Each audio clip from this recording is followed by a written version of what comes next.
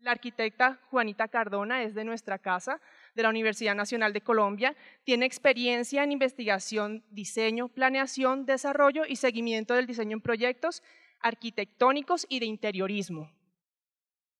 Estudios de maestría en diseño interior del Politécnico di Milano.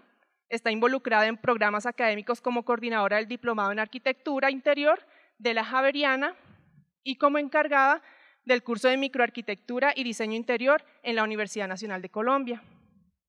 Tiene una amplia experiencia en proyectos de diseño interior en el campo doméstico, institucional, hotelero y comercial. Démosle la bienvenida, por favor. Bueno, buenas noches a todos. Al contrario, el agradecimiento es mío, Nayibe. Creo que es un espacio muy importante que nos abren a nosotros los egresados, a mentes jóvenes que creo que somos bastantes y que estamos haciendo mucho en el ámbito arquitectónico y de diseño. Muchas gracias a los invitados por asistir. Sé que es un tema que ha crecido bastante en nuestro panorama capitalino y colombiano. Y bueno, bienvenidos. Espero que en esta hora que estamos juntos conociéndonos pueda yo transmitirles un poquito de lo que he venido abordando desde mis inquietudes profesionales y mis acercamientos al diseño interior, y cualquier cosa estoy a su disposición para preguntas al final. Esta charla la titulé La sensibilidad del diseño en los espacios de aprendizaje, pero en realidad aborda muchísimos temas que implican el diseño interior.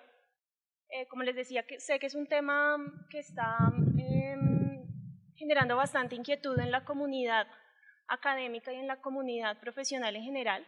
Entonces vamos a hacer un recorrido que aborda diferentes componentes, atributos, condiciones y un poco proyectos que acuden al diseño interior. Sin embargo, creo que los espacios para la educación, ya lo vamos a ver y ya lo vamos a tocar en un tema específico que les traigo, es un tema que debemos abordar como problemática nacional, y es un tema en el que nosotros los arquitectos y los diseñadores, y específicamente los diseñadores interiores, tenemos bastante en particular para aportar y para estudiar acerca del tema. La charla está dividida en 5 capítulos. Estos 5 capítulos que voy a recorrer a lo largo de esta hora, espero no aburrirlos, van a tratar diferentes cosas. El primer capítulo, quiero que me permitan ustedes un tiempito para contarles de dónde surge toda esta idea y toda esta inquietud y esta pasión que tengo por el diseño interior. El segundo, tercero y cuarto capítulo vamos a entrar de lleno en los componentes que he venido abordando académicamente y profesionalmente en diseño espacial. Y por último quisiera presentarles un ejercicio que está muy pequeñito aún, un ejercicio que hemos iniciado con otro grupo de profesionales y que aborda específicamente los espacios educativos.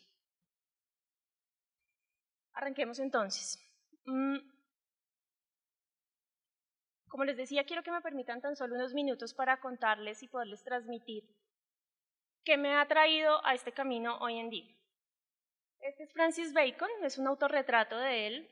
Cuando yo era muy pequeñita empecé a interesarme o empezaron una serie de inquietudes en mí cada vez que asistía a alguna reunión familiar, a una visita en la casa de unos amigos, de unos vecinos. En cualquier recinto al que yo entraba, sobre todo si eran domésticos, me intrigaba sobremanera cómo un espacio puede reflejar la personalidad de alguien sin que éste esté. Cómo sus objetos, sus muebles, sus paredes, sus techos me pueden empezar a hablar de cómo es esa persona. Una inquietud que desde que vine a descubrir que la tenía desde pequeñita en la academia, pero que siguió en mí constantemente y que me llevó seguramente a estudiar arquitectura, y que con la ayuda de mis maestros a lo largo de estos 5 largos años de carrera empecé a escudriñar y a sacar para ver qué me interesaba y cómo podía yo entender qué era esto tan fascinante de los espacios. Porque traigo a Francis Bacon. Él fue una persona bastante problemática en su vida, se pintó sucesivamente a él y a sus amantes. Este es un retrato de él, estos también son unos retratos de él, y voy a empezar a mostrar una serie de capítulos de arte Para los que son artistas me disculpan porque mi conocimiento no es tan profundo como seguramente el de ustedes, pero quiero que lo empecemos a relacionar de una vez con términos de diseño y de espacialidad y de diseño interior que me interesa transmitirles. Entonces él transmite esa personalidad lúgubre un poquito que él tiene, esa personalidad desordenada, esa personalidad difícil que tuvo durante su vida, en esta serie de autorretratos, que me interesa mostrarles aquí, que me devuelve a estos capítulos de infancia que les estoy transmitiendo. Este era el espacio donde Francis Bacon trabajaba. A mí me parece intrigante, y sobre todo en muchísimos ejercicios de arte que he empezado a ver, que los espacios, los talleres, estos ateliers donde ellos trabajan, son casi que una evidencia de ellos, de sus retratos y de su personalidad misma. Entonces, con todas estas inquietudes, ingreso yo a estudiar arquitectura y sigo explorando, bueno, ¿qué será esto que hace que un espacio sea un espacio de alguien? Porque este lugar, este recinto donde estamos, no me personifica igual que mi habitación.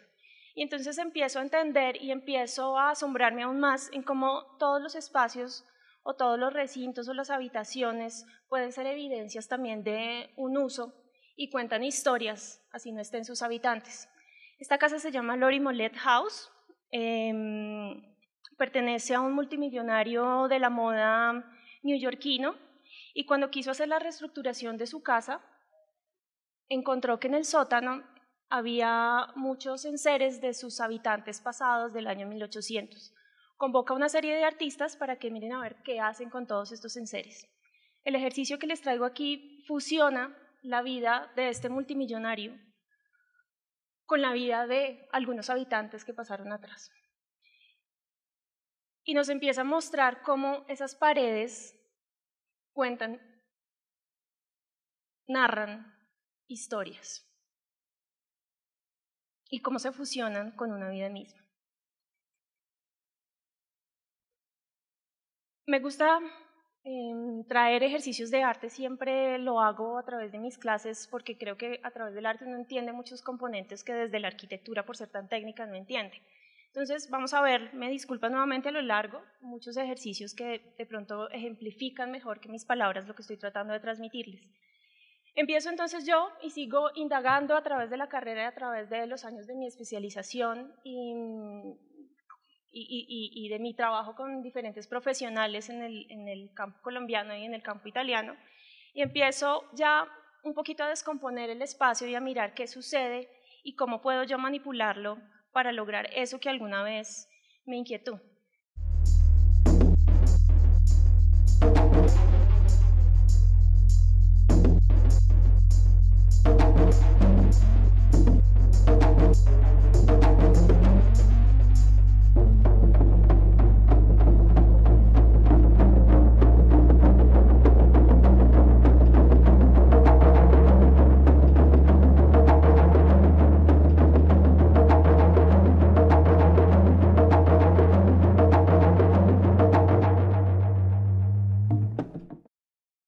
Empiezo a hacer una serie de ejercicios todavía sin saber muy bien qué es y a dónde me va a llevar, pero que de pronto me permiten entender y descomponer el espacio en partes que yo pueda manipular. Entonces empiezo a trabajar con la luz, empiezo a trabajar con los materiales, empiezo a trabajar con los revestimientos, con los planos, con el mobiliario, pero sobre todo empiezo a trabajar con el habitar y con las personas y empezar a entender cómo ellos reflejan sus usos y sus gustos y sus disgustos en un espacio y en un entorno.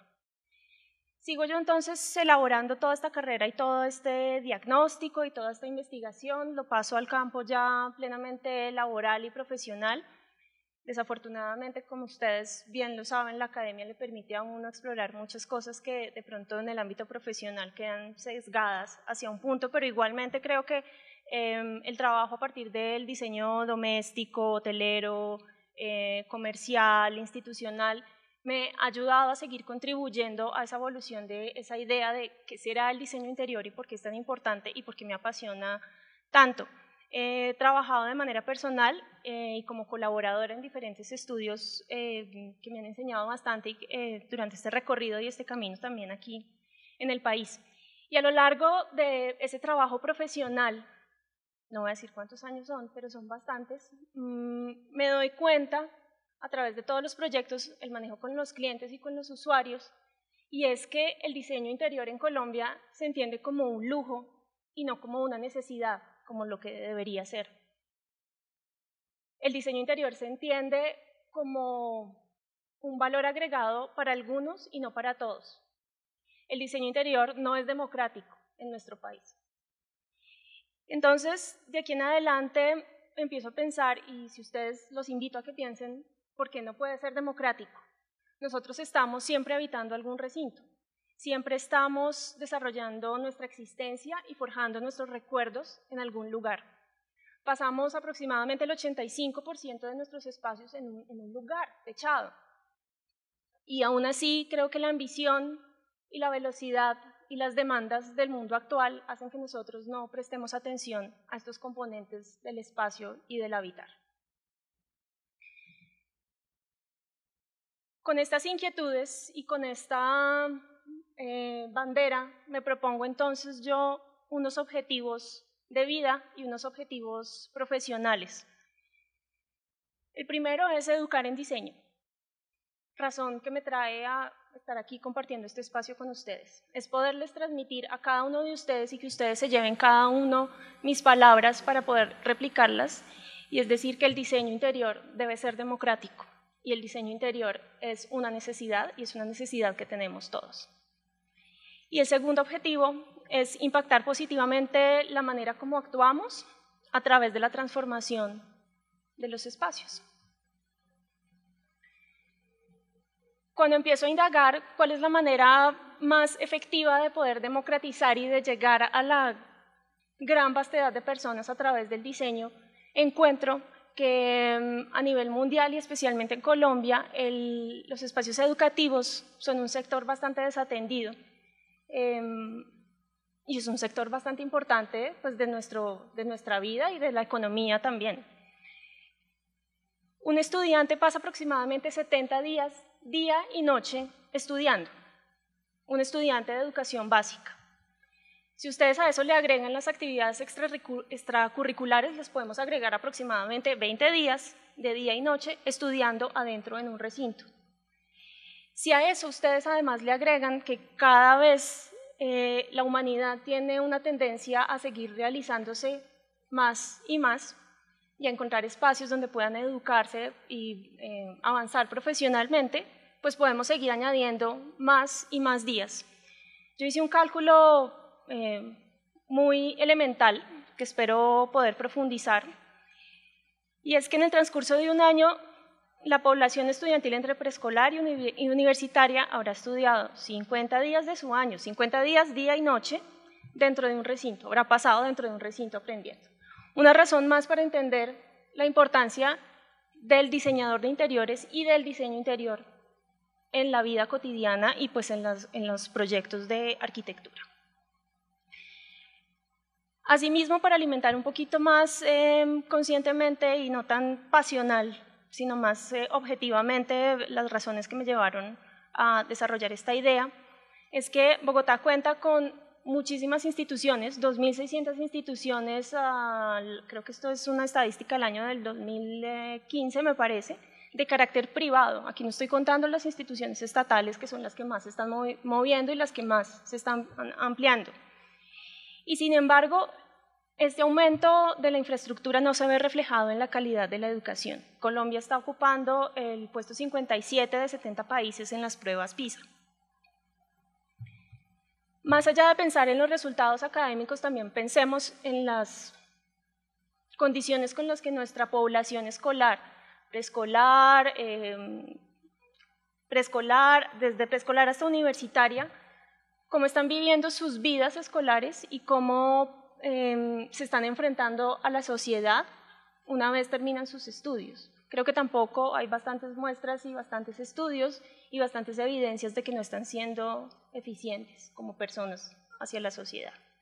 Estoy entonces convencida que la calidad de los ambientes escolares sí que incide en esta calidad de la educación, y creo que se debe crear y se debe formar, estimular un diseño interior especializado en espacios institucionales. un diseño que sea asertivo y que sea integral, que promueva resultados académicos positivos, que afiance la convivencia social entre la comunidad y que produzca niños, padres, profesores y comunidades más felices. Me forjo así entonces unas premisas con las que he venido trabajando en los diferentes aspectos del diseño interior, pero que quiero profundizar aún más desde el diseño interior. Y que creo que acá hay una población bastante grande que aún se está forjando y quisiera que las tuvieran en cuenta para poderlas empezar a explotar. Son de pronto un poquito abstractas, pero vamos a ver cómo las vamos construyendo. Esas premisas son individuo-comunidad. Tengan en cuenta que nosotros los diseñadores de interiores diseñamos siempre en dos bandos. Diseñamos para una persona, pero esta persona integra una sociedad o integra una comunidad o un colectivo específico. Y por tanto tenemos que hacer un diseño que respete los propios talentos, los propios intereses y las propias necesidades de este individuo, de esta persona como tal. Pero también tenemos que hacer un diseño que sea lo suficientemente asertivo para que todos estos individuos se sientan miembros de una comunidad que sea compasiva con sus necesidades y con sus esperanzas.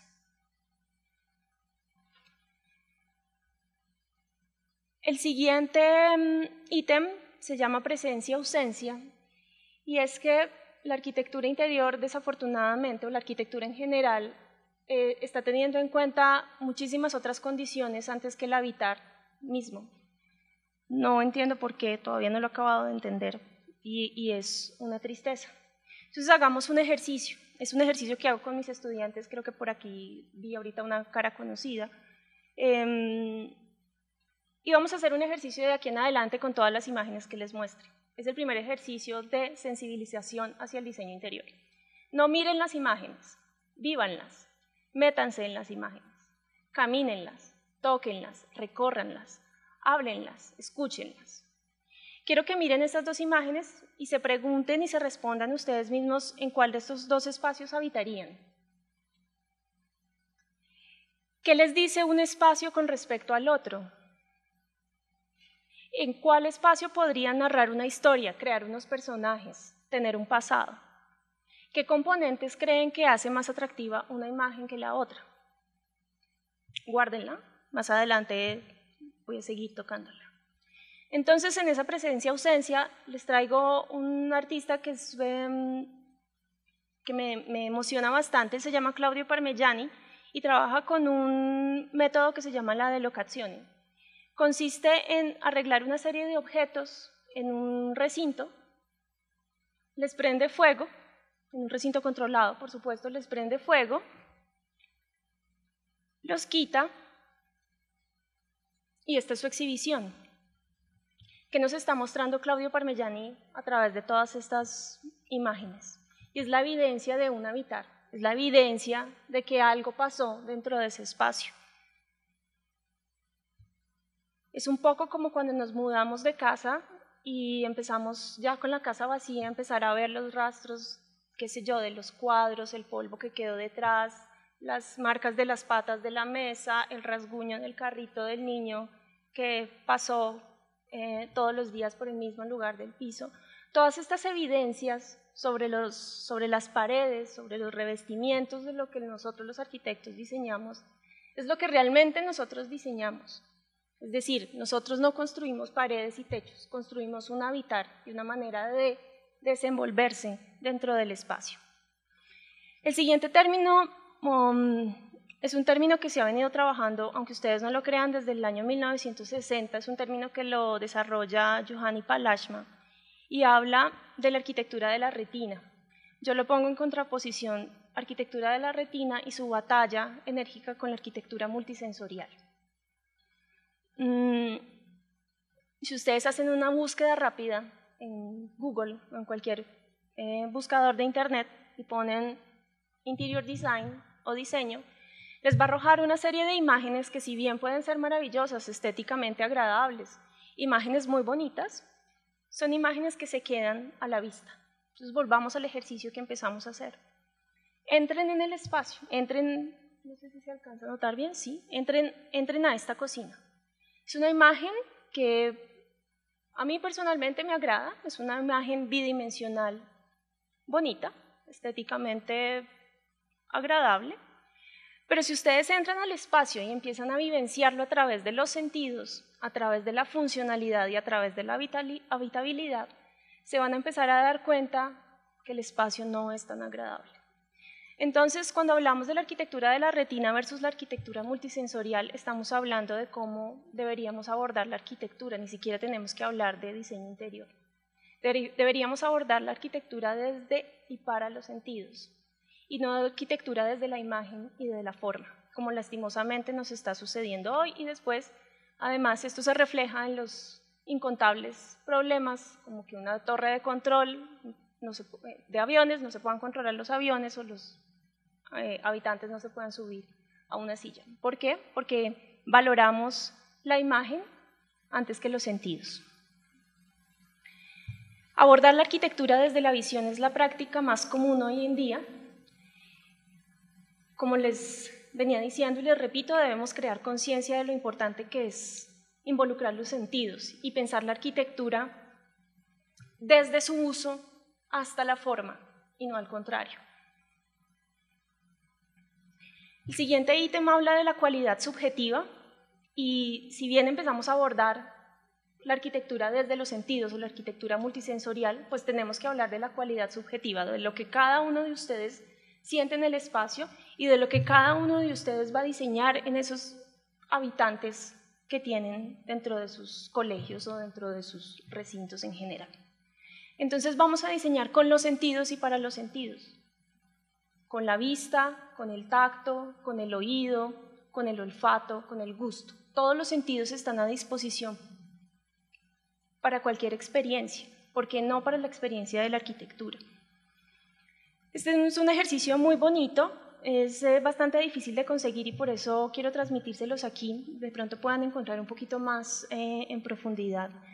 Es un ejercicio que realizó dos arquitectos italianos, Andrea Branzi y Clino Castelli, en 1980, y precisamente tratando de desmaterializar la arquitectura, de poner a un lado todos los elementos físicos y tangibles que nos enseñan a nosotros los arquitectos a dibujar muritos, ventanitas y a proyectar muritos, ventanitas, techos y pisos, pone a un grupo de estudiantes de diseño, los mete en un espacio que se llama el lingoto primario, que está desocupado, y les da una labor. Necesito que me grafiquen el espacio, pero no pueden dibujar ni muros, ni ventanas, ni techos, ni pisos, ni escaleras. ¿Qué queda entonces de la arquitectura? Queda entonces toda la cualidad subjetiva. Van a aparecer entonces una serie de imágenes que además gráficamente son fascinantes, como la primera, y es que se grafica las entradas de viento por la ventana y cómo cada color va variando según la posición de un personaje o un habitante dentro del espacio. O la segunda imagen, la de abajo, en donde se grafica cómo el sonido del piso al caminar se va irradiando. Entender entonces la creación de un espacio, sea interior o sea exterior, y aquí me detengo un poquitico porque el diseño interior no aborda solo espacios confinados, techados, por hablarlo de manera tranquila, sino aborda cualquier tipo de espacio. Si hablamos que el diseño interior es la manifestación de un habitar, pues el habitar lo hacemos en espacios individuales, colectivos, abiertos o cerrados. Entonces quiero invitarlos a ustedes que entendamos y proyectemos la arquitectura más allá de sus atributos tangibles y migremos hacia un pensamiento en donde diseñemos a partir, con y para los sentidos. El siguiente ítem habla de intimidad y de bienestar. Dentro de los campos de realización del quehacer del diseño interior tenemos diferentes esferas o universos en los que un diseñador puede trabajar, desde el campo hogar, doméstico, el campo artístico, esto es exhibiciones museográficas, espectáculos para cine, para televisión, para conciertos, desde el campo comercial, retail, centros comerciales, vitrinismo, etc. desde el campo de la hospitalidad, diseño de restaurantes, diseño de lobbies, diseño de habitaciones de hoteles, de centros de convenciones, y desde el campo institucional, que es el que hoy nos trae acá, espacios dedicados a las instituciones académicas o laborales.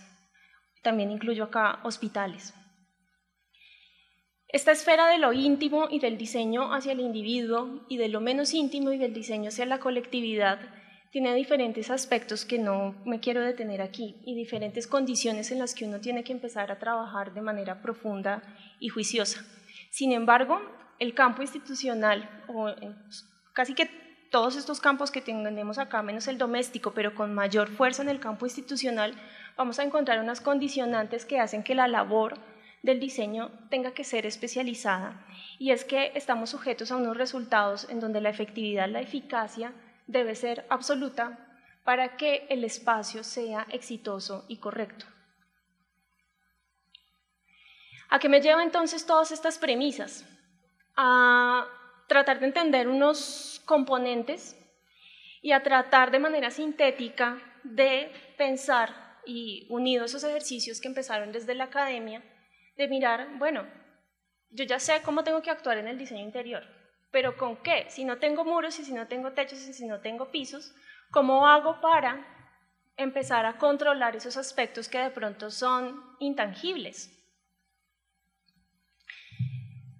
Entonces empiezo a descubrir una serie de elementos que con el trabajo con profesionales empecé a entender y empecé a manipular de manera eficiente. El primero de estos componentes, muy importante para nuestras vidas, es la intimidad acústica. ¿Cómo construyo un espacio interior a partir de una intimidad acústica? Nuevamente métanse en la imagen, habiten la casita, métanse en el lago, de pronto en el bosque, al lado de la casa, escuchen la naturaleza, si están con alguna pareja, con algún grupo, cómo vivencian y cómo creen que este sonido ambiental y cómo creen que sus voces, si están en compañía de alguien o de un grupo o de ustedes solos, crea un recinto y crea un lugar, crea una intimidad y crea un bienestar. ¿Y cómo creen entonces que es esa intimidad acústica en un espacio completamente opuesto? La intimidad acústica entonces se refiere a esa capacidad que tienen la arquitectura, las arquitecturas o los recintos en ser como instrumentos que amplifican, reducen o absorben cualquier onda sonora. Y en la medida en que el arquitecto o el diseñador puede manipular estas ondas sonoras para crear atmósferas y ambientes al interior que sean íntimos desde el punto de vista acústico, pues seguramente estamos ya empezando a manipular uno de esos primeros aspectos que son intangibles dentro de la arquitectura. No sé si a ustedes alguna vez les ha pasado quedarse en una terminal de avión de noche cuando ya cierran absolutamente todo, las tiendas, y empieza solo el señor del carrito con el lavapiso a pasar. El espacio es exactamente el mismo, no ha cambiado nada, tiene el mismo techo, tiene el mismo piso, tiene los mismos muros, pero ¿qué sucedió? Que las personas ya no están, y ese murmullo o ese perfume acústico, como se llama técnicamente, me abandonó, y me sentí sola en un espacio que era el mismo.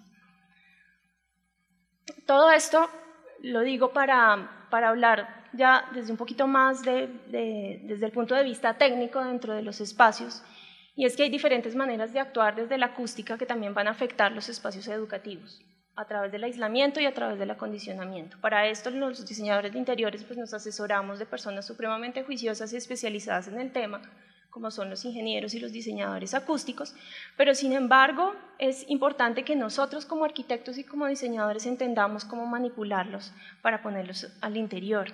Ahora bien, las calidades acústicas de un lugar impactan grandemente los procesos de aprendizaje de nuestras comunidades en las escuelas. Una acústica deficiente no solo va a hacer que una persona no aprenda de la manera apropiada, sino que seguramente va a causar problemas, enfermedades a las comunidades, a los profesores, a los niños, y seguramente va, después de todo un circuito, a terminar en una deserción escolar o en unos problemas de poco aprendizaje. Me da pena con ustedes, pero estos son temas supremamente profundos, solo quiero transmitírselos rápidamente para que entiendan la complejidad del diseño. El segundo aspecto intangible es la esencia del espacio. ¿Qué será la esencia? El olor son una cantidad de partículas que se mueven súper aceleradamente, que entran por nuestra nariz y que se conducen al cerebro y nos destallan una serie de emociones y sobre todo de recuerdos.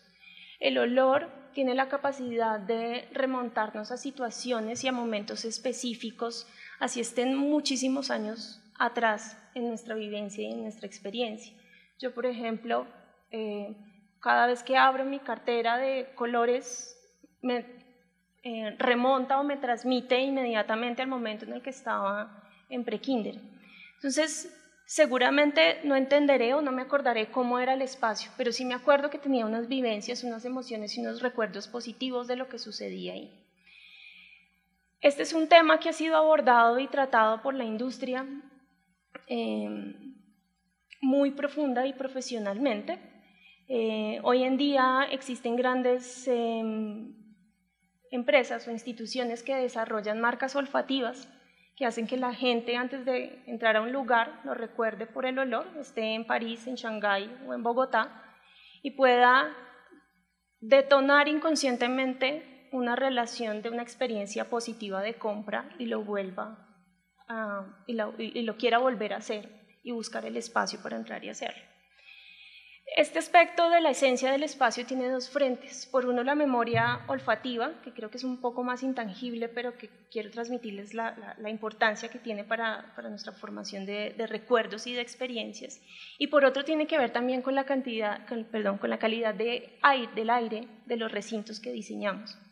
Unos espacios bien ventilados, unos espacios que puedan procurar una recirculación del aire, que el aire nocivo salga, que el aire limpio entre, va a hacer que todos nuestros procesos mentales, bien sea de aprendizajes o cualquier tipo de procesos, sean más efectivos y más eficientes, y van a hacer que podamos evitar, en términos ya más técnicos de arquitectura bioclimática, el síndrome del edificio enfermo, que es uno de los síndromes que más aqueja a los edificios hoy en día, y tiene que ver con edificios que tienen una nocividad en el aire tan alta que empieza a causar enfermedades laborales a sus habitantes. Luego venimos con unos paquetes que empiezan a ser mucho más densos y mucho más delicados sin que los otros no lo sean, como la textura. La piel es el órgano más grande que tenemos en el cuerpo. Nos encontramos en constante y absoluto, permanente contacto con la arquitectura a través del tacto. Cada vez que caminamos, cada vez que tocamos algo, cada vez que agarramos una manija, cada vez que cogemos un pasamanos para subir una escalera, cada vez que oprimimos una puerta. La arquitectura siempre se nos manifiesta, siempre estamos en contacto con la piel.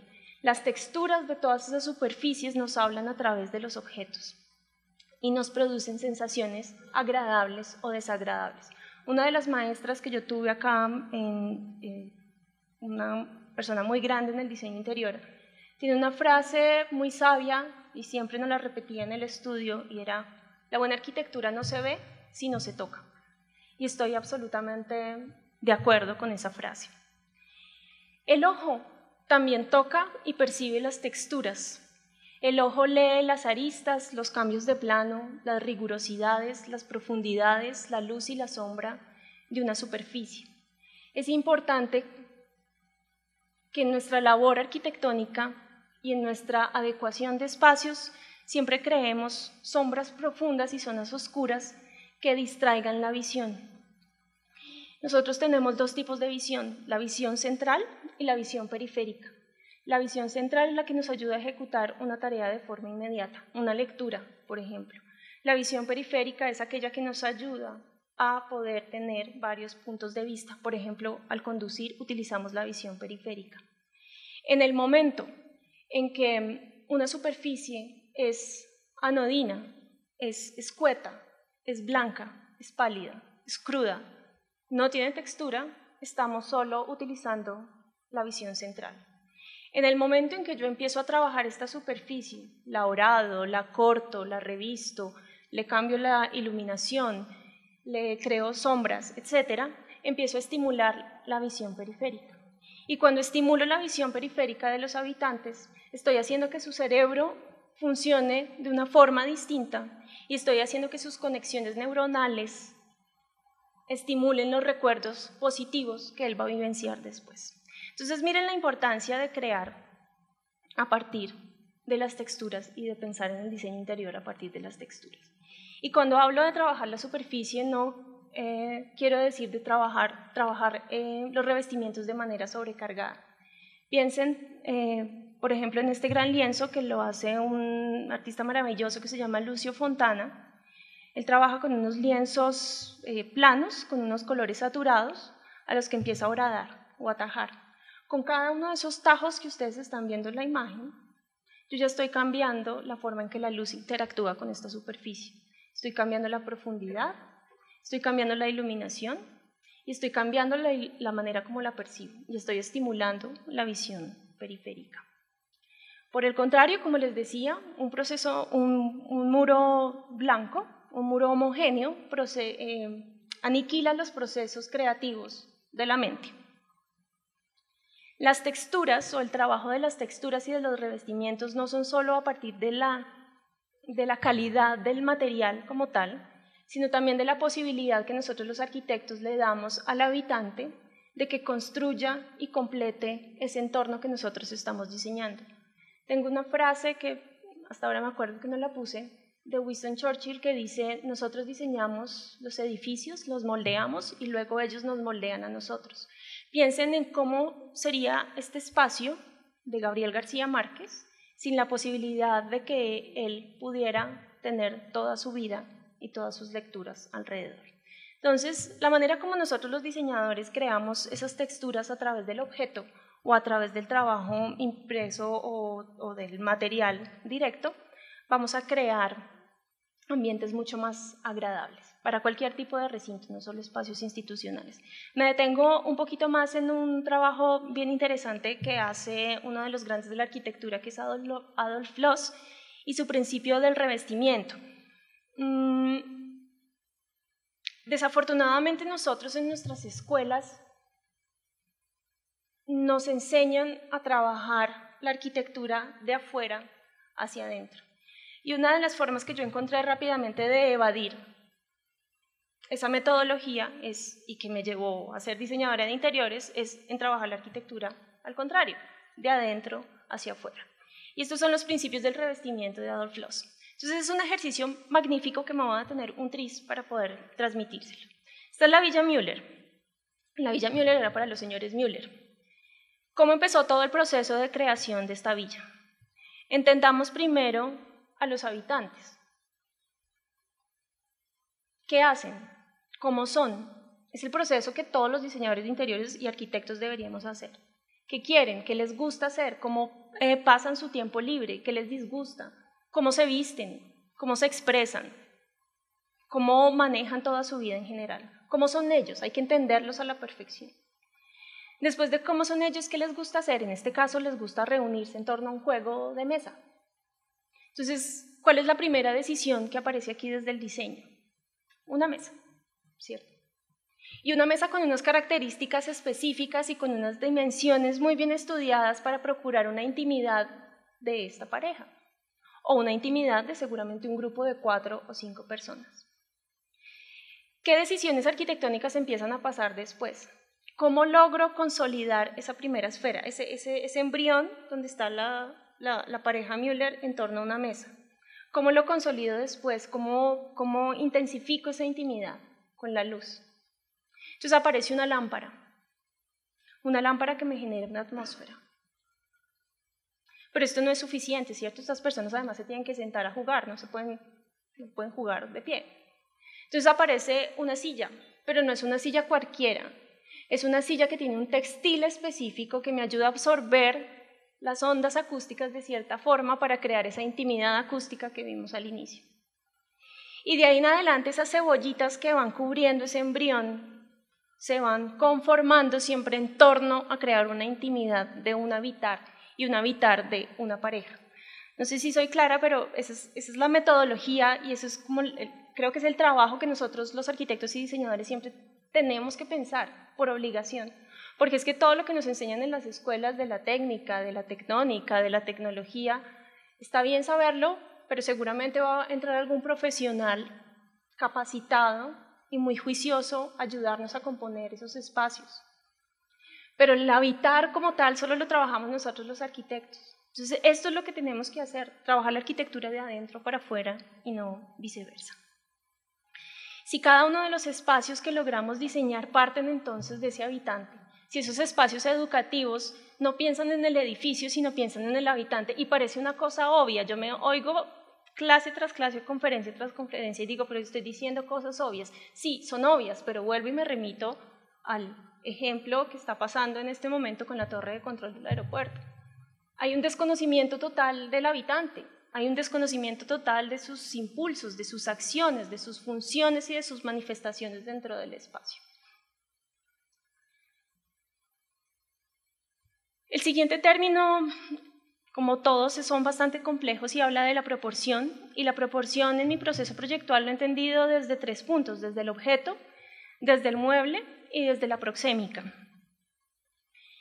El ser humano siempre ha estado en constante comparación con la naturaleza y cada ser humano utiliza cualquier parte de su cuerpo, los pies, las manos, el ancho al abrir los brazos, para medir y compararse y poderse hacer un mundo y una proporción dentro de un espacio que es muy vasto como lo natural. El mobiliario entonces se presenta como un medio entre la arquitectura o entre el entorno y las personas y ofrece una transición de escala entre el espacio y el individuo. Sin embargo, quiero que miremos la imagen, o métanse nuevamente, siéntense en la silla, no sé dónde se van a sentar, y a mí siempre me causa muchísima curiosidad pensar cómo un objeto que desarrolló un diseñador de muebles, un diseñador industrial, y por qué las personas se sientan. Es decir, el objeto está ergonómicamente diseñado y perfecto para una población muy grande, una comunidad, otra vez tocamos el individuo y lo colectivo, pero cómo es la decisión de un individuo lo que hace sentarse de a 3, de a 4, de a 5, de lado, alejado o cerca. Entonces la proxémica empieza a trabajar precisamente con esto, con los valores culturales y sociales que hacen tomar decisiones en torno a la aproximación con otra persona y en donde median los objetos. El tema de mobiliario en el diseño interior pues hace un gran porcentaje dentro del componente y el tema del componente interior y el tema de mobiliario en los espacios educativos pues casi que es uno de los grandes fundamentos que estimulan o que evidencian el cambio de los modelos pedagógicos. Esta es una foto de 1937, en donde la educación, que hoy en día todavía no ha tenido esta revolución total, obedece a modelos de la máquina, a estéticas, ni siquiera estéticas, a modelos funcionales, industriales y de la máquina, en donde hay un emisor, casi que un poco lo que está sucediendo acá, hay un emisor que bota información, y hay unos receptores que sencillamente introducen esa información en sus cerebros. Y el mobiliario en este caso responde a ese modelo educativo, a ese modelo de pensamiento, ese modelo que además creo que todavía subsiste en muchos de nuestros espacios, escuelas y universidades hoy en día. Sin embargo, esta evolución y este cambio de interacción para transmitir conocimiento ha empezado a cambiar y los espacios educativos tienen que responder y el mobiliario tiene que responder a esa manera de interactuar en las personas. Entonces van a empezar ustedes a encontrar que así como la estructura piramidal de las oficinas, donde había un jefe pluma blanca y luego siguen una serie de escalas hasta llegar al operario, empieza a diluirse y aplanarse para tener una linealidad de todos los integrantes de este grupo institucional. Esto sucede nuevamente para oficinas y para colegios, en donde el que está en este lado de la línea y en este lado de la línea y en la mitad y en el centro y más acá son exactamente iguales. Y la correspondencia en el mueble y en el espacio debería ser así, porque el conocimiento que me puede transmitir el jefe y el conocimiento que me puede transmitir el señor de las fotocopias puede ser exactamente igual de valioso que cualquiera de las otras personas que están dentro del espacio.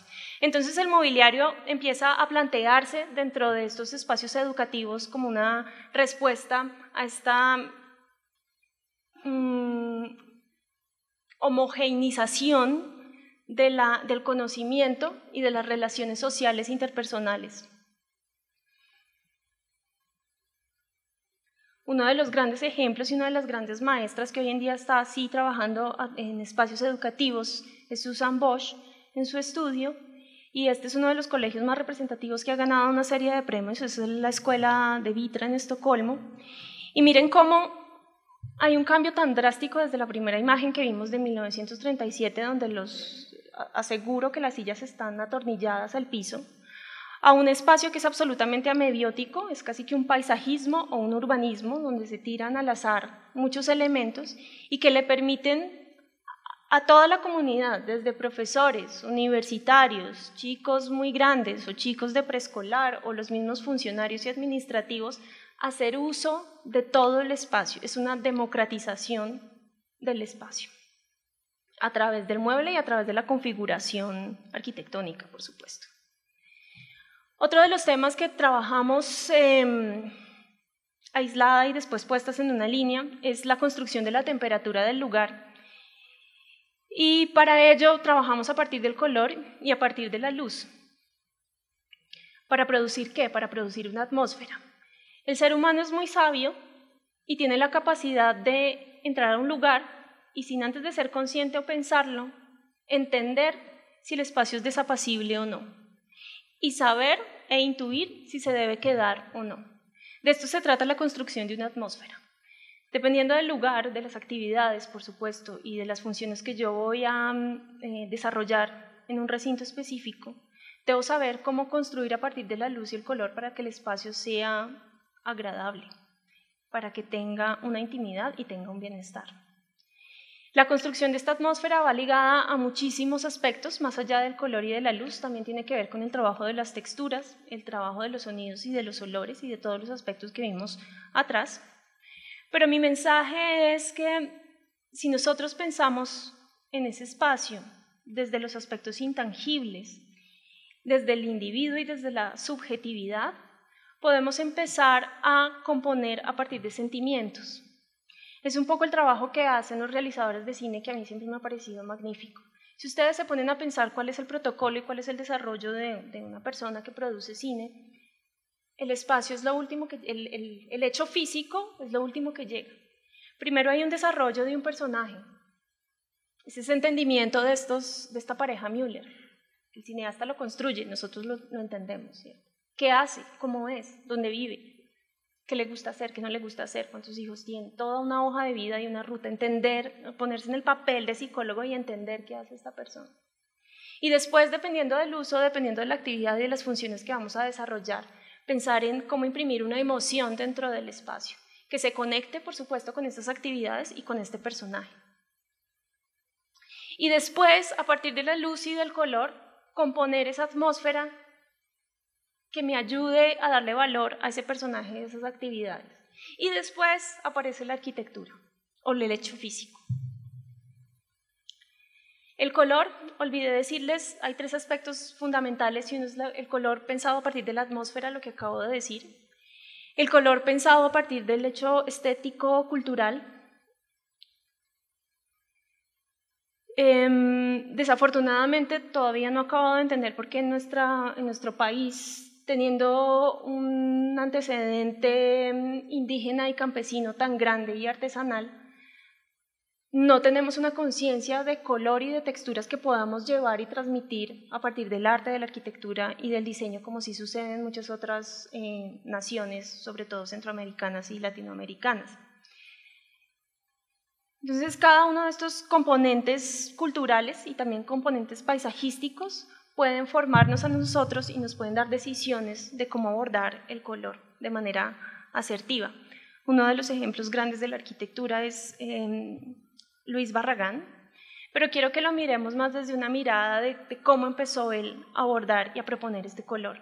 El color no viene de la nada, el color viene de un estudio de lo que está sucediendo en ese lugar, de cómo se ha transmitido a través de las generaciones y a través de la cultura general y local, y cómo se reinterpreta después en el hecho arquitectónico. Pero más aún, cómo es que ese color viene de unos antecedentes de paisaje y de la naturaleza, ¿cierto? Entonces yo sí creo que nosotros, los arquitectos, e invito sobre todo a los que están todavía en su etapa académica, a que exploren ese disco duro que tenemos metido seguramente de muchísimos sucesos e información cultural que nos hace únicos y que podemos transmitir y trasladar después dentro de nuestros espacios. ¿Qué sucede cuando yo acojo todos estos momentos culturales y los meto dentro del espacio? Que ya tengo una primera acertada aproximación de los habitantes al lugar, porque no va a ser un lugar desconocido, va a ser un lugar que está ligado a un entorno cultural y paisajístico.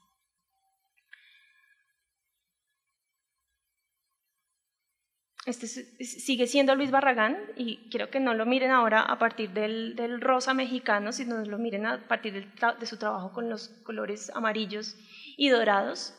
Y nuevamente quiero que lo miren a través de ese disco duro que él tenía en su trabajo constante con el artista Matías Grotz y todos los trabajos con superficies doradas y de oro, pero que seguramente vienen de un barroco mexicano que es absolutamente exuberante y magnífico y que está en ese disco duro, o estuvo en ese disco duro de Luis Barragán. El color, en su última instancia, acuérdense que eran 3, habla del color abordados desde los aspectos fisiológicos. Y aquí quiero hacer la aclaración, y es que en la mayoría de los casos los diseñadores abordan o abordamos erradamente el color desde los aspectos psicológicos. ¿Por qué les digo que es un error? Porque cuando trabajamos con medios bidimensionales, como en el diseño gráfico, está bien crear una imagen corporativa que aluda a un color que transmite unos principios de marca y de filosofías empresariales. Pero es que recuerden que nosotros estamos trabajando con espacios tridimensionales y afectamos personas y afectamos habitantes.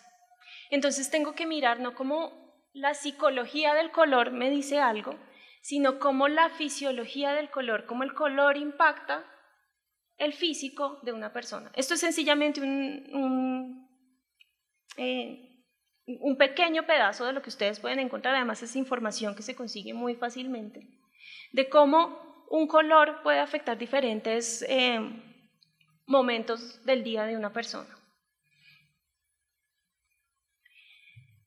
Pero, como agregándole un tema de dificultad o de desafío a nosotros los arquitectos y diseñadores, es que el color no está en 2 dimensiones. El color es vibrante, el color es vivo, el color evoluciona, el color es tridimensional o multisensorial. El color se aplica a través de los materiales y entra en contacto con la luz y se transforma con el habitar. Entonces miren la complejidad que tiene de entender la creación de la atmósfera a partir de esos 3 principios para después ponerlos en un espacio tridimensional. Esa importancia y ese impacto que tienen sobre los aspectos fisiológicos ha sido tratado grandemente por el artista James Turrell. En este caso, él altera las sensaciones térmicas que tienen las personas al ingresar a un espacio que es estéticamente muy bello y que es absolutamente frío. En términos ya un poquito más prácticos y técnicos, la luz natural dentro de los recintos, al igual que la ventilación natural, pues va a ser la mejor opción para diseñar nuestros espacios. Y la luz natural, siempre mirándola desde términos fisiológicos, está relacionada con los ritmos circadianos que tiene nuestro cuerpo. Entonces hay momentos o estadios dentro del día de un individuo, hablemos de un individuo escolar por ejemplo, en que es más efectivo el aprendizaje con memoria a corto plazo o es más efectivo el aprendizaje con memoria a largo plazo. Entonces, ¿cómo diseñamos los espacios para poder captar y poder hacer de manera eficiente el uso de la luz natural? Uno de los grandes desafíos que presentan los espacios educativos hoy en día con la tendencia a responder a espacios que sean multipropósito es que cada una de las actividades debe estar absolutamente bien efectuada. o realizada. Entonces, cada uno de los puntos, como estos niños que están leyendo en el computador, estos niños que están leyendo en la tableta, otro que se puede sentar en el piso, otro que se puede sentar a ver televisión, tiene que tener las cantidades de luz, de iluminación natural y artificial adecuadas para desarrollar esa actividad. En este caso nos asesoramos entonces de los expertos y grandes magos de la iluminación, pero plantea también diferentes desafíos, no solo en la iluminación, sino en el mobiliario, todas las nuevas generaciones que tenemos detrás. Cuando estaba poniendo esta imagen, me puse a pensar, yo tengo una sobrina de 7 años y creo que esta chica nunca ha sabido lo que es sentarse en una silla. Y ese desafío de esa manera de usar el espacio, las cosas y los objetos de las nuevas generaciones tienen que estar absolutamente estudiada y reinterpretada en nuestros espacios para poder responder de manera asertiva y de manera eficiente con los espacios educativos y con todos los recintos en general. Por último, tenemos los materiales.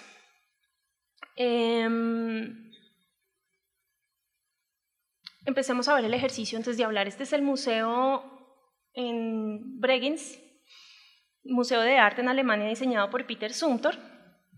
Métanse dentro de la imagen, vívanla, camínenla, recórranla, estudien la materialidad, cómo creen que es el clima de este lugar, cómo creen que ustedes se comportarían, cómo creen que un grupo de niños se comportarían aquí adentro.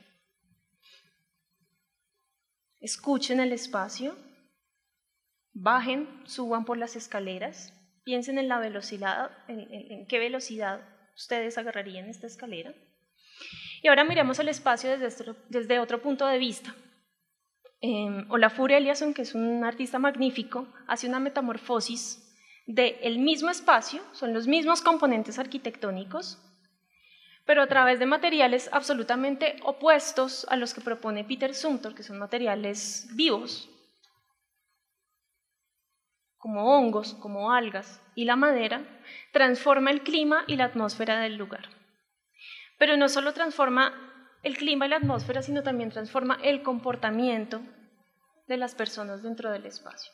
Miran acá el color, y nuevamente suban por la escalera y comparen cómo la habían subido antes y cómo la suben ahora. El comportamiento se altera una vez yo cambio la materialidad del espacio.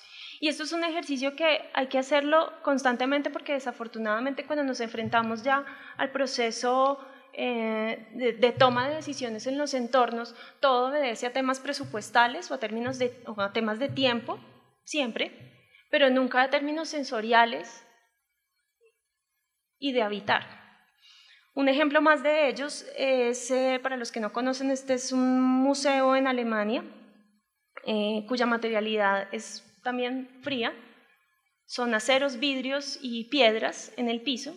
El comportamiento en el lugar es sereno, una vez yo entro tengo que bajar la voz porque los materiales reverberan bastante, pero este artista, que se conoce por revestir los espacios con materiales mucho más suaves, como tapetes persas, cambia inmediatamente la interacción de las personas. Entonces, las personas ya hablan duro, ya se ríen, ya se acuestan sobre el piso, ya hay un comportamiento mucho más relajado y mucho más tranquilo. Nuevamente, en términos más técnicos, todas las decisiones que tomemos al interior, también en cuanto a materiales, también altera no solo la percepción, sino también la vida útil del edificio y la eficacia y la eficiencia de las actividades que estemos desarrollando. Esto es un estudio que desarrolló una empresa para determinar con estudiantes y con niveles de asepsia, o no de limpieza, asepsia no tanto, cómo afectan en los procesos educativos. Entonces, hicieron diferentes estudios e indicaron que el nivel 1 y el nivel 2 es un nivel suficiente para que los estudiantes puedan desarrollar sus actividades sin que alteren los procesos de aprendizaje.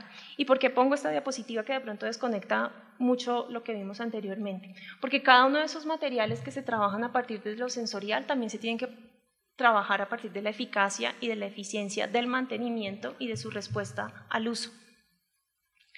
Entonces, todos estos componentes que vimos, ya para cerrar y terminar con el último capítulo, hablan de concebir el interior como un lugar de colección de estímulos sensoriales que la arquitectura produce y que da lugar a la creación de experiencias y de recuerdos.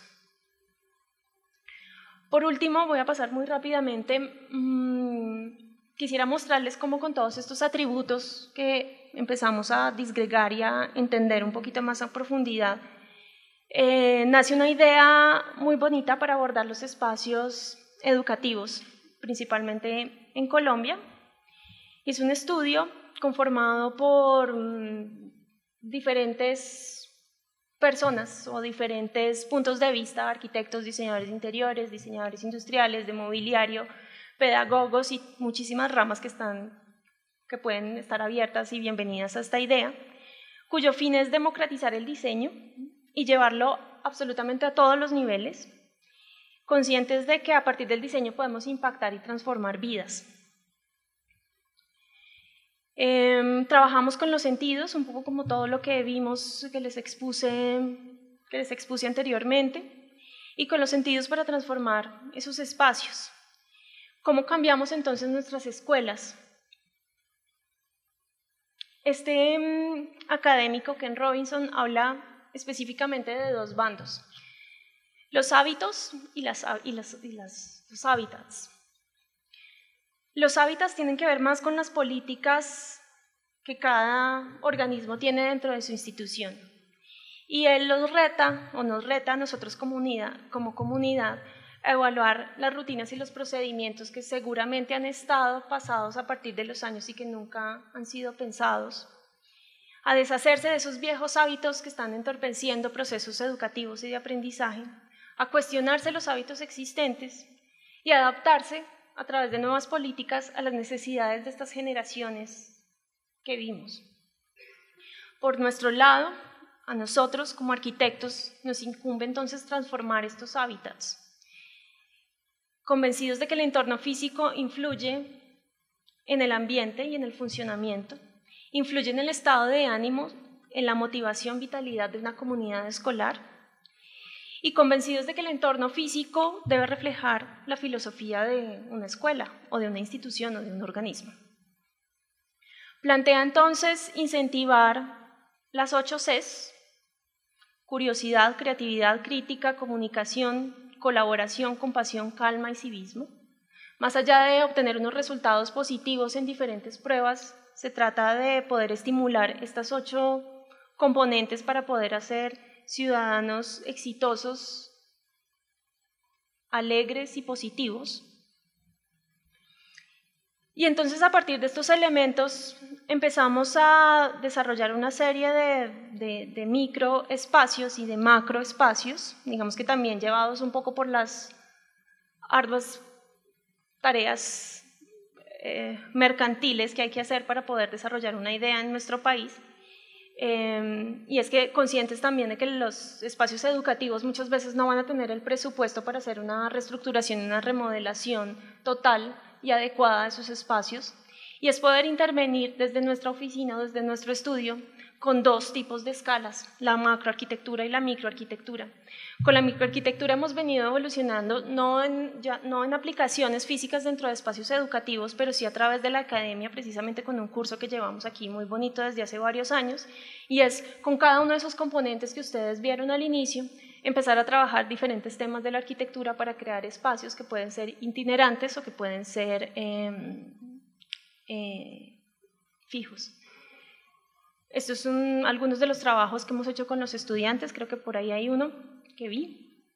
¿Qué serán entonces estas microarquitecturas que desarrollamos? Son unos hábitats, son unas intervenciones que pueden ser temporales o que pueden ser permanentes y que transforman un espacio existente y que lo transforman, por supuesto, positivamente, que reconocen la dimensión de la arquitectura interior a través de la experimentación, muchas veces no habitual, de un espacio existente, y que son lo suficientemente grandes para no comportarse como muebles, pero son lo sensiblemente pequeñas para no comportarse como arquitectura.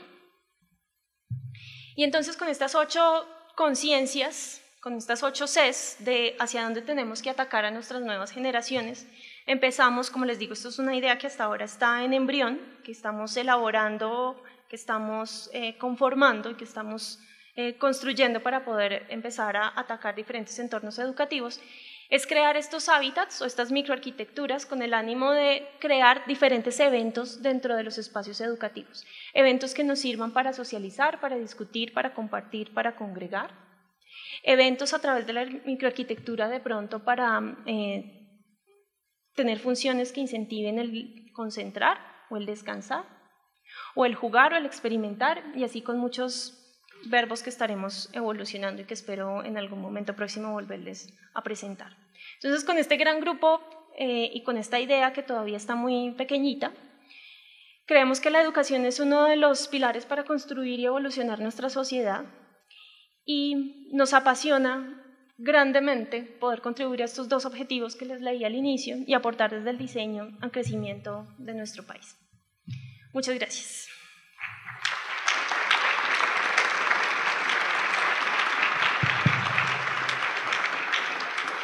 Todas estas ideas son son interesantes, son novedosas, pero ya de cara a una normativa, digamos, los espacios educativos, según la Secretaría, tienen unas normas. ¿Cómo ves ese empalme entre estas ideas y lo que ya está establecido como norma? Sí, tienes razón, digamos que las normativas son unos conductos y unas guías a seguir, pero yo no lo veo como una camisa de fuerza. Creo que es más bien unas condiciones adicionales como las tiene cualquier proyecto. Si tú tienes claro cuáles son esas experiencias que quieres generar, independientemente del presupuesto, de la normativa, de las condiciones de tiempo, tienes que ser consciente de cómo manejar todos esos componentes en torno a una espacialidad y a un habitar.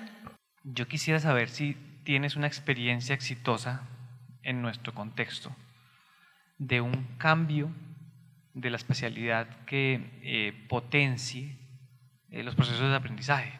Digamos que me gustaría conocer si tienes una experiencia sobre eso, pues porque creo que todos los que nos hemos dedicado a esto hemos hecho algunos intentos incipientes de qué pasa si yo hago esto, qué pasa si le doy la vuelta a esto, a ver qué.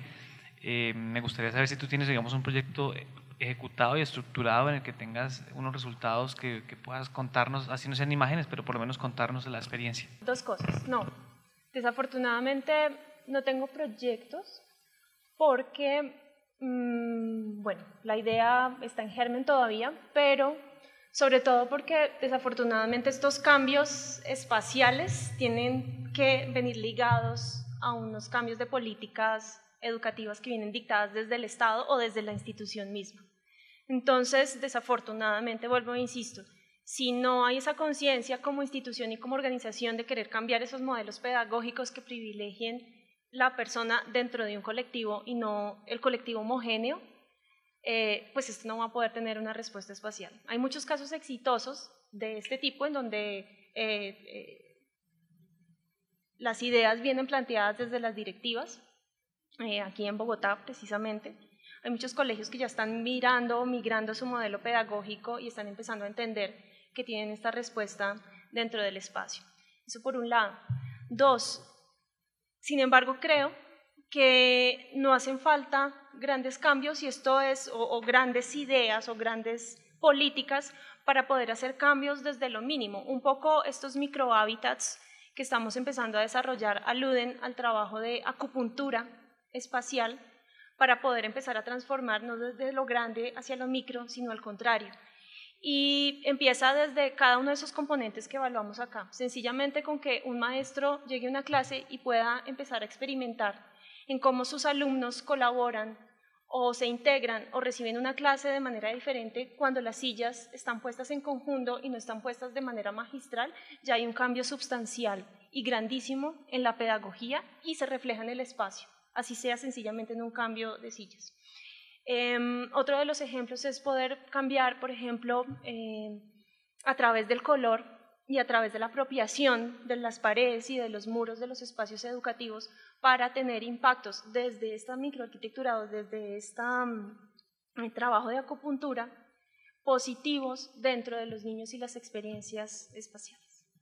Me preocupa el hecho de que, como tú decías, citando a Winston Churchill, como él dice que los espacios y los edificios terminan moldeándonos a nosotros. Pues con todo esto en mente, yo siento que los modelos pedagógicos se van transformando muy rápido y van también dependiendo de la tecnología, también de cómo nos comunicamos con otras sociedades, y no sé cómo la arquitectura se está preparando para que sus obras sigan manteniendo la posibilidad de que nos transformemos y de que la pedagogía evolucione en concordancia con ese espacio.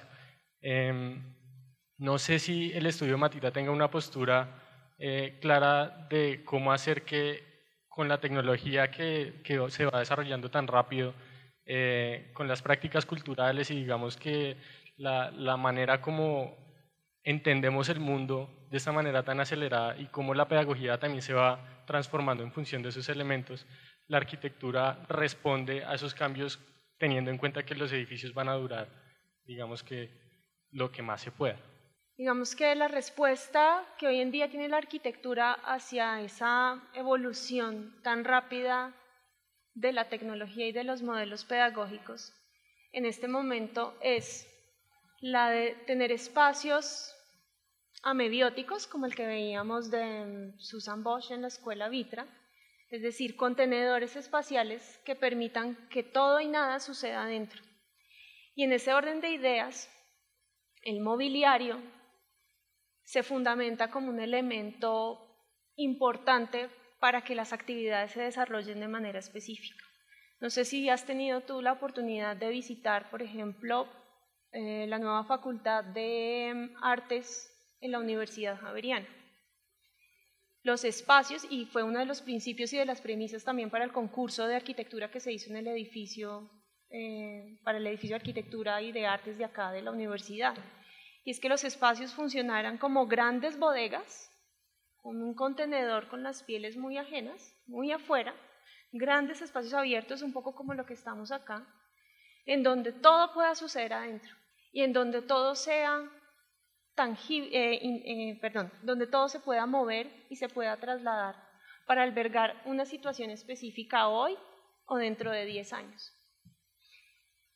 Eso es lo que he evidenciado yo, digamos, como de respuesta de arquitectura a esos modelos pedagógicos. Sin embargo, creo que es una de tantas respuestas y creo que faltan muchísimas más políticas y decisiones que sean certeras y poco tímidas para poder establecer modelos pedagógicos que realmente sean efectivos para el siglo y las circunstancias en las que estamos. Y definitivamente con esas políticas nosotros los arquitectos y los diseñadores industriales y de mobiliario nos adaptaremos a esas necesidades. ¿Qué perspectivas crees que puede haber sobre el diseño como esa democratización del diseño al interior de las instituciones de educación pública y principalmente los colegios? Bueno, pues yo veo un panorama bien positivo. Miren nomás la afluencia de esta charla hoy. Se inscribieron 170 y yo creo que vinieron 170. Es decir, el interés y la demanda por el diseño en general y el interior en particular en Colombia ha crecido muchísimo. Y lo evidencio también por los cursos que manejo en la Universidad Javeriana, en La Piloto y acá, en donde cada vez los grupos son más grandes y los chicos están mucho más interesados en realmente producir a partir del diseño. Entonces, por ese lado, yo veo un panorama que es bastante positivo, porque en la medida en que haya demanda,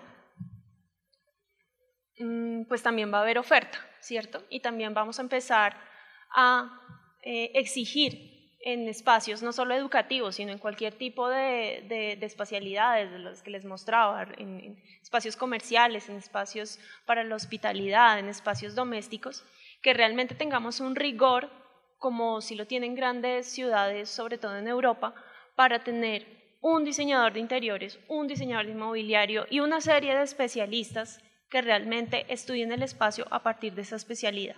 Entonces, resumo, creo que es un panorama que está creciendo.